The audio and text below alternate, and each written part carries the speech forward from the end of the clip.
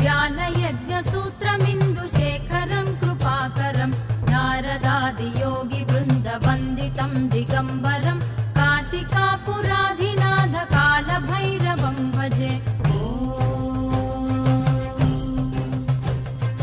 भानुकोटिभास्वरं भवाब्धितारकं परं नीलकण्ठमीप्सितार्थदायकं त्रिलोचनं कालकालमम्बुजाक्षमक्षशूलमक्षरं काशिकापुराधिनाथ कालभैरवं भजे।